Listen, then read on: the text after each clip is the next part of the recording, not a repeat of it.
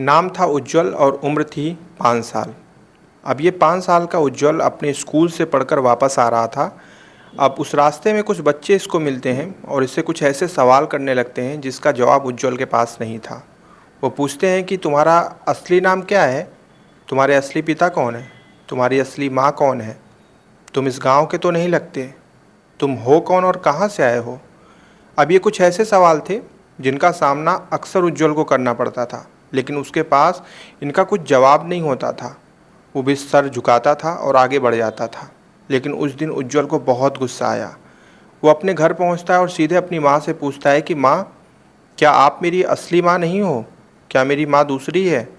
क्या मेरे पिता असली पिता नहीं है? लोग मुझसे इस तरीके का सवाल क्यों पूछते हैं माँ? मुझे बहुत बुरा लगता है। उसकी माँ उससे कहती है कि बेटा, उनकी बातों पर ध्यान मत दो। वो ऐसे ही हैं, बोलते रहते हैं, तुम उन पे ध्यान मत दो। ये कह के उसकी माँ उसकी बातों को टाल देती है और उसे एक संतुष्ट जवाब नहीं देती। लेकिन उज्ज्वल को अब इन सब चीज़ों की आदत पड़ चुकी थी। उसे गांव के लोग इस नज़र से देखते थे जैसे वो गांव के लिए एक कलंक हो। अगर वो आ रहा होता था तो उसके रास्ते से महिलाएं अपना रास्ता बदल देती थीं। उन्हें लगता था कि इसको छूना मतलब एक पाप है। उज्ज्वल को धीरे धीरे इन सारी चीज़ों की आदत पड़ रही थी, लेकिन उसकी उम्र पहुंच जाती है लगभग 8 साल। यानी कि वो इन सारी चीज़ों को बर्दाश्त करते करते 3 साल ऊपर जा चुका था। अब 8 साल की उम्र में एक दिन वो फिर अपने स्कूल से लौट रहा होता है। तभी गांव के कुछ महिलाएं उसे देखकर फुसफुसाने लगती हैं। उज्ज्वल गुस्से में कहता है कि फुसफुसा क्यों रही हैं? जो भी बोलना है मुंह पे बोलिए। औरतों को मौका मिल जाता है, वो बोल देती हैं, कहती हैं कि तुझसे क्या बोलें, तेरे तो बाप का ही पता नहीं है। तेरा असली बाप कोई और है, जाके अपने असली बाप को पहले खोज। ये बात उज्ज्वल को बहुत बुरी लगती है। वो तुरंत हाथापाई पे उतर जाता है, लेकिन 8 साल का बच्चा क्या ही कर सकता है। ऊपर से वापस ही में उसको मारपीट मिल जाती है, यानी कि जो महिलाएं होती हैं वो उसको मारती हैं। ये बात उज्ज्वल के पिता को पता चलती है तो वो भागे भागे जाते हैं और उसको वहाँ से लेकर घर आते हैं। उज्ज्वल अब जिद करने लगता है, कहता है कि मैं बर्दाश्त करते करते परेशान हो चुका हूँ। आप लोग हमें बताइए कि आखिर मैं हूँ कौन, और ये लोग मुझसे इस तरीके का उटपटांग सवाल क्यों पूछते हैं? क्या मेरी कोई और भी मम्मी है? अब इस सवाल पे उसकी माँ कहती है कि ठीक है, मैं आज रात को तुम्हें वास्तविकता बताऊंगी कि तुम्हारी माँ है कौन। शाम होते ही उज्ज्वल अपनी माँ के पास पहुँच जाता है और कहता है कि माँ, अब मुझे बताओ जो तुम बताने वाली थी, मेरी असली माँ कौन है? तब उज्ज्वल की माँ उसको बताती है कि बेटा, मैं तुम्हारी असली माँ नहीं हूँ। तुम्हारी असली माँ यहाँ से दूर लखनऊ रहती है। उज्ज्वल जब सुनता है तो वो बौखला जाता है। उसे यकीन नहीं होता कि उसकी एक दूसरी माँ भी है, जो कि उसकी वास्तविक माँ है, और जिनके साथ वो अब तक रह रहा था वो हैं जिन्होंने उसको गोद ले रखा है। अब वो जिद करने लगता है कि मुझे मेरी असली माँ के पास जाना है। इस बात पे उसके पिता उसको समझाते हैं, कहते हैं कि बेटा ठीक है, हम तुम्हें खुद उनके यहाँ छोड़ देंगे, लेकिन थोड़े से बड़े हो जाओ, क्योंकि अभी हम तुम्हें नहीं छोड़ सकते, अभी तुम्हारी उम्र बहुत कम है। अब इस बात को मन में रखकर उज्ज्वल शांत हो जाता है और लोगों के ताने सहना शुरू कर देता है फिर से, क्योंकि उसे इंतज़ार था कि वो जल्दी से जल्दी बड़ा हो जाए और अपनी असली माँ के पास पहुँचे और उनसे जाने और उनसे सवाल करे कि आखिर उनकी माँ ने उसे पैदा करके छोड़ क्यों दिया, किसी और को गोद क्यों दे दिया। जब पाल नहीं सकती थी तो फिर पैदा क्यों किया। बहुत सारे सवाल उज्ज्वल के मन में और जहन में चलने लगे। धीरे धीरे उज्ज्वल की उम्र लगभग 10 साल हो जाती है, यानी कि 2 साल तक वो यही चीज़ें अपने दिमाग में लेकर घूमता रहता है। रात को सोते वक्त उसके दिमाग में यही सारी चीज़ें चलती थी। 10 साल की उम्र के बाद वो तुरंत अपने पिता को कहता है कि पापा, अब हमको जाना है, प्लीज़ हमको जाने दो। उसके पिता एक कागज़ पे उसकी माँ का नाम और पता लिख कर एक ड्राइवर होता है उसको दे देते हैं, बोलते हैं कि जब लखनऊ जाना तो इसको वहाँ पर छोड़ देना। ये कहकर चले जाते हैं। इसके बाद वो ड्राइवर उज्ज्वल को लेकर जाता है और लखनऊ की एक गली होती है, मैंने नाम परिवर्तित किया है, नाम और जगह दोनों परिवर्तित है, आप इस चीज़ का ध्यान रखें। उस गली में ले जाकर वो ड्राइवर उज्ज्वल को छोड़ देता है और सामने इशारा करके दिखाता है कि इसी गली के अंदर चले जाओ, तुम्हारी माँ यहीं मिलेगी। उज्ज्वल उस गली में कदम रखता है और धीरे धीरे आगे बढ़ता है। उसे एक टीन शेड वाला घर दिखाई देता है जिसमें एक महिला बार बार बाहर भीतर हो रही थी। उसे देखकर उज्ज्वल डरने लगता है। उसके दिमाग में ये चलने लगता है कि कहीं ऐसा ना हो कि मैं जाऊं और उनसे पूछूं कि क्या आप मेरी मम्मी हो और वो मना कर दें कि नहीं मैं तुम्हारी मम्मी नहीं हूँ, फिर मैं क्या करूँगा? फिर मैं किसके पास जाऊँगा? उज्ज्वल काफ़ी घबराया हुआ था।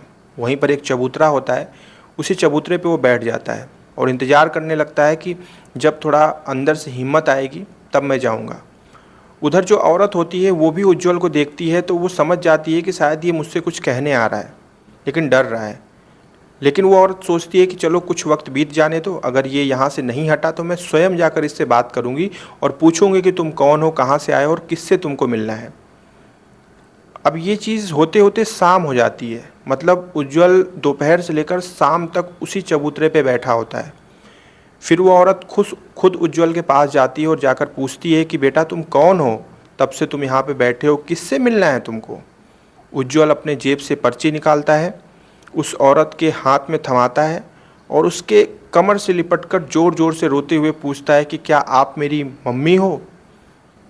बस इतना सवाल पूछता है और रोने लगता है चिपट के।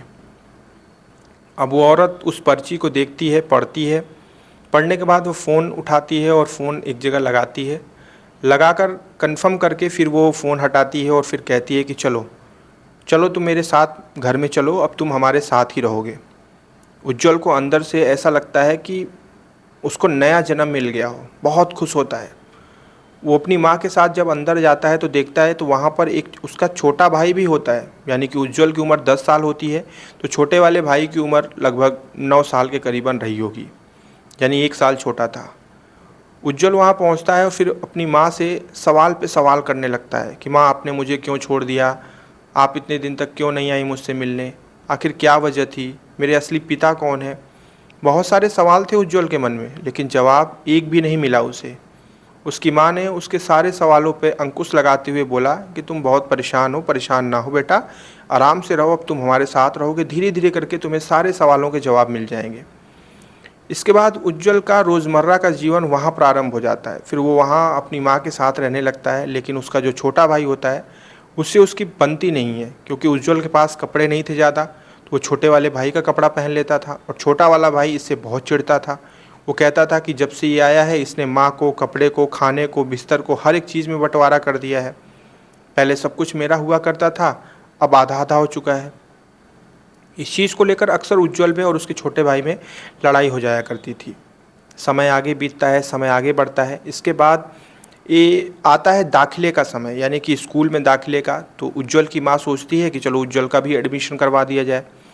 एडमिशन के वक्त उज्ज्वल के जो पुराने मार्कशीट या फिर कुछ डॉक्यूमेंट्स वगैरह मांगे जाते हैं जो कि उज्ज्वल के पास रहते हैं, तो उसमें उज्ज्वल की जाति दूसरी होती है। अब ये चीज़ बहुत बड़ा प्रश्न खड़ा कर देता है। लोग कहते हैं कि उज्ज्वल की माँ की जाति अलग है, लेकिन उज्ज्वल की जाति अलग है, मतलब दोनों माँ बेटी की जाति अलग कैसे हो गई? जाहिर सी बात थी, क्योंकि जिन लोगों ने गोद ले रखा था उज्ज्वल को, उन्होंने अपनी जाति लगाई थी उज्ज्वल के साथ, लेकिन अब वो अपनी माँ के साथ था तो उसकी जाति अलग हो चुकी थी। अब ये बात फैलने में समय ही नहीं लगा और समाज के लोगों को मतलब अजीब से उनके मन में ख्याल आने लगे। वो तुरंत फिर से जब गली से गुजरने लगता था उज्ज्वल, तो इसे पूछने लगते थे कि उज्ज्वल ये बताओ तुम्हारी जाति कैसे अलग है? क्या तुम्हें तुम्हारे बाप का नाम पता है? मतलब उज्ज्वल जिस चीज़ से बाहर निकला था उस चीज़ में वो दोबारा घिर जाता है। अब तक वो बहुत खुश था कि चलो अब कोई उससे सवाल नहीं करेगा, क्योंकि अब वो अपनी असली माँ के साथ है, लेकिन लोग अब उसके असली बाप को लेकर सवाल करने लगे। उज्ज्वल आकर अपनी माँ से पूछता है कि माँ प्लीज़ बताओ ना, मैं पैदा कैसे हुआ? हमारे बाप कौन है? उज्ज्वल की माँ बार बार उसको टालने की कोशिश करती है। अब ये सिलसिला चलते चलते उज्ज्वल की उम्र लगभग 16 साल की हो जाती है, यानी कि अब वो मैच्योर हो चुका था, समझदार हो चुका था, 2 पैसे कमा सकता था, अपनी माँ का ध्यान भी रख सकता था। लेकिन उसकी माँ लगभग 12 घंटे ड्यूटी करती थी और बचे 12 घंटे अपने परिवार के साथ बिताती थी। उज्ज्वल की उम्र 16 साल और उज्ज्वल के छोटे भाई की उम्र 15 साल। उज्ज्वल को ताने सुन सुनकर एक आदत सी लग गई थी। फिर एक दिन वो वापस लौट रहा होता है घूमकर, कुछ लड़कों से उसकी तू-तू मैं-मैं हो जाती है। वो लड़के उसे इस कदर अपशब्द बोलते हैं तू तो नाजायज़ है। जब तुझे तेरे बाप का नहीं पता तो तू किसी एक बाप का तो हो नहीं सकता, यानी कि तू 4 बाप की औलाद होगा। ये बात उज्ज्वल को अंदर तक लग जाती है। वो बौखला के घर पहुंचता है और अपनी माँ से पूछता है कि माँ, अब तो मुझे हर कीमत पे जानना है कि मेरा बाप कौन है। फिर वो माँ कहती है कि ठीक है, तुम अपने छोटे वाले भाई को बुलाओ, आज मैं वास्तविकता बताती हूँ तुम लोगों को। उज्जवल अपने छोटे वाले भाई को बुलाता है, दोनों बैठते हैं। इसके बाद वो माँ अपनी व्यथा शुरू करती है और बताती है वो सच्चाई जो सुनकर दोनों भाइयों का कलेजा पथरा जाता है। उनकी माँ इस चीज़ को बताती है कि देखो, तुम दोनों बेटे जो हो ना, तुम लोग मन से नहीं पैदा हुए हो, तुम लोग निश्चय से नहीं पैदा हुए हो, तुम लोग रेप की वजह से पैदा हुए हो। यानी कि जो उज्जवल तुम हो बेटा, तुम्हारे वक्त मेरे साथ कुछ लोगों ने दरिंदगी की, मेरे साथ उन लोगों ने बदसलूकी की, दुनिया का सबसे अनैतिक कार्य किया। और उसके बाद मुझे पता चला कि मैं पेट से हूँ। मैं चाहती तो तुम्हें गिरा सकती थी, लेकिन मैंने नहीं गिराया, क्योंकि मुझे तुम्हें जन्म देना था। मुझे लगा कि शायद तुम धरती पे आ जाओगे तो जिन लोगों ने मेरे साथ इस तरीके का गंदा कृत्य किया है वो शायद स्वीकार कर लें, चीज़ें सही हो जाएं। लेकिन वो दानव थे, उन्होंने स्वीकार नहीं किया। फिर मुझे लगा कि समाज तुम्हें जीने नहीं देगा, तुम्हें बहुत ताने सुनने पड़ेंगे बेटा, इसलिए मैंने तुम्हें यहाँ से तकरीबन 50 किलोमीटर दूर समस्तीपुर गांव के एक दाम्पत्य को तुम्हें गोद में दे दिया। तुम उन्हीं के साथ थे। खैर, इसके बाद जब तुम चले गए बेटा, फिर जिन लोगों ने मेरे साथ कुकर्म किया था उनके पंख और बड़े हो गए। उन्होंने फिर से मेरे साथ कुकर्म किया, और इस बार जब कुकर्म किया तो तुम्हारा छोटा वाला भाई पैदा हुआ। लेकिन मैंने ठान लिया था कि मैंने अपने एक बच्चे को तो अपने से दूर कर दिया, लेकिन दूसरे को नहीं करूँगी। समाज चाहे कुछ भी करे, मैं नहीं करूँगी। मैंने अपना जगह बदल दिया, अपनी चीज़ें बदल दी, सब कुछ बदल के मैं यहाँ आकर रहने लगी इस छोटे वाले को लेकर, क्योंकि मुझे अब इसका लालन पालन करना था। ये बात सुनकर दोनों बेटों का कलेजा पथरा आ जाता है। वो खुद को समझाने की कोशिश करते हैं और अपनी माँ से कहते हैं कि क्या माँ, आपको उनका चेहरा याद है जिन्होंने ऐसा कुछ किया? माँ कहती है कि बेटा, चेहरा तो नहीं याद है, लेकिन देखूंगी सामने से तो पहचान जाऊंगी तुरंत। वो कहते हैं कि माँ प्लीज़ उन्हें खोजो, उन्हें सज़ा दिलाएंगे। माँ कहती है कि नहीं बेटा, जाने दो, काफ़ी वक्त बीत चुका है। लेकिन इस बात पे दोनों भाई एकजुट हो जाते हैं। वो कहते हैं नहीं माँ, आप खोजो, हम मिल के सज़ा दिलाएंगे, हमें न्याय व्यवस्था पे बहुत यकीन है। इस बात से उस महिला को बहुत साहस मिलता है। वो कहती है ठीक है। 12 घंटे ड्यूटी करती है वो। ड्यूटी करने के बाद मुंह पे दुपट्टा बांधती है और फिर उन गलियों में चली जाती है जहाँ पर उन लोगों ने उसके साथ कुकर्म किया था। जाकर इस आस में उनको खोजने की कोशिश करती है कि कहीं से वो चेहरे दिख जाएं, ताकि मैं अपने बच्चों को बता सकूं कि हाँ, मैंने तुम्हारे जो अपराधी हैं वो उनको मैंने पकड़ लिया है, उनको मैंने पहचान लिया है, ऐसा कुछ। अब ये करते करते लगभग साल भर बीत चुके थे। इधर जो उज्जवल होता है वो कहता है माँ, तुम अपनी काम में लगी रहो, मैं कमाई करने जा रहा हूँ तब तक। उज्जवल चला जाता है हरियाणा। वहाँ पर वो पैसे कमाने लगता है और उसी दौरान एक लड़की से प्यार भी कर लेता है। वहाँ से आने के बाद वो माँ को सारी बात बताता है। माँ उसकी उसी लड़की से शादी भी करवा देती है। अब उज्जवल का परिवार भी बस चुका था, छोटा वाला भाई भी खुश था, सब कुछ सही चल रहा था। फिर एक दिन उज्जवल की माँ उज्जवल को बताती है कि बेटा, मैंने उन लोगों को पहचान लिया है जिसने मेरे साथ कुकर्म किया था, जिसके बाद तुम पैदा हुए। उज्जवल तुरंत जाता है, उन लोगों की पहचान करता है और करने के बाद थाने में रिपोर्ट लिखवाता है और वहाँ से मुकदमा दर्ज हो जाता है और कोर्ट में मामला चलने लगता है। अब पेशी आने लगती है, तारीखें आने लगती हैं और एक दिन कोर्ट में उज्जवल को बुलाया जाता है। उज्जवल से वकील बड़े ही घिनौने सवाल करता है, लेकिन दिल पर पत्थर रख के उज्जवल को न्याय की आस थी, इसलिए वो सारे सवालों के जवाब देता है। वहाँ पर मौजूद जो अपराधी लोग होते हैं वो उज्जवल से अकेले में मिलने की कोशिश करते हैं, लेकिन उज्जवल उनसे नहीं मिलता और आखिरकार उन अपराधियों को 10 साल की जेल होती है। उस दिन लगा था उज्जवल को कि अब उसका नया जन्म हुआ है, अब उसे सुकून मिला है, अब उसे वो चीज़ें मिली हैं जो उसे चाहिए थी। उज्ज्वल आज के समय में एक उच्चाधिकारी की नौकरी गाड़ी चलाता है, यानी कि एक ड्राइवर है।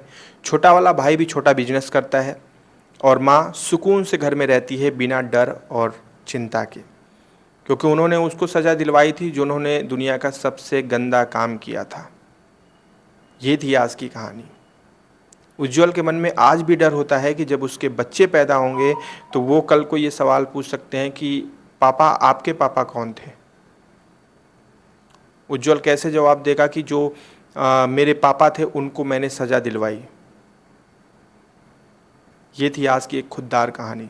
एक बेटे ने जो नाजायज़ था, बट उसने नाजायज़ शब्द अपने जीवन से हटाया, अपनी माँ को न्याय दिलाया।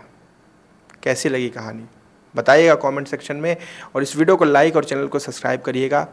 और आप जहाँ पे भी रहिए सावधान रहिए, सुरक्षित रहिए और अपना ध्यान रखिए। जय हिंद।